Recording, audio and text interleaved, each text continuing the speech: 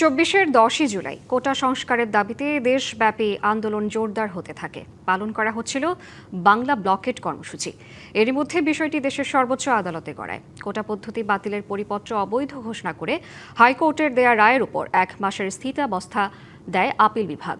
তবে তাতেও দমেনি আন্দোলন, বরং কোটা সংস্কারের দাবি জোরালো করে ঘোষণা করা হয় কর্মসূচি। 10 জুলাই বুধবার সরকারি চাকরিতে কোটা সংস্কারের আন্দোলন কোন দিকে মোড় নিবে তা অলিখিতভাবে নির্ধারণ হয় এই দিনে। ঘোষিত কর্মসূচি অনুযায়ী এদিন সকাল থেকেই বাংলা ব্লকেট কর্মসূচি পালন করেন শিক্ষার্থীরা।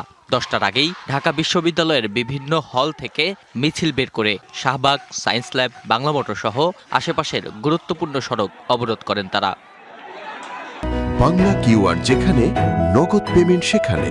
সারা দেশে 10 লাখেরও বেশি মার্চেন্টে নগদে পেমেন্ট করুন খুব সহজে।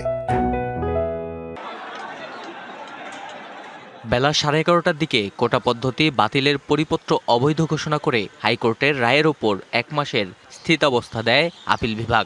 পরে তৎকালীন প্রধান বিচারপতি শিক্ষার্থীদের ঘরে ফিরে যাওয়ার আহ্বান জানান। আন্দোলন করে তো রায় পরিবর্তন করা যায় না, রায় পরিবর্তনটা পদ্ধতি আছে। যদি কেউ মনে করে যে এই রায়টা সঠিক হয়নি, তার যদি মনে হয়, সে তখন উচ্চতর আদালতে আসতে পারে।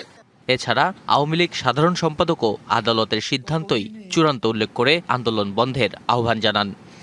আন্দোলনকারী শিক্ষার্থীদের এ ধরনের কর্মসূচি পরিহার করে আদালতের নির্দেশনা অনুযায়ী শিক্ষা প্রতিষ্ঠানে ফিরে যাওয়ার অনুরোধ করছি।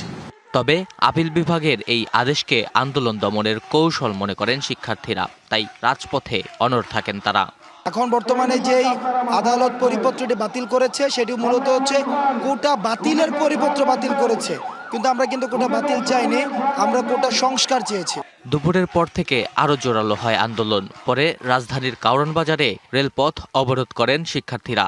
এছাড়া বিভিন্ন গুরুত্বপূর্ণ মোড়ে অবস্থান নিয়ে যান চলাচল বন্ধ করে দেন তারা। মহাসড়কে দূরপাল্লার যান চলাচলও বন্ধ করে দেওয়া হয়। ঘটনাবহুল এই দিনটিকে আন্দোলন বেগবানের অন্যতম দিন বলে মনে করেন সাবেক এই সমন্বয়ক। বিচার বিভাগের মতো করে চলতো না, সরকার যেভাবে নির্দেশনা দিত সেভাবে চলতো। হাইকোর্টকে সামনে রেখে অ্যাবিউজ করে সরকার তাদের মতো যে ইস্যুটাকে যেভাবে ইচ্ছা সেভাবে তারা ব্যবহার করবে।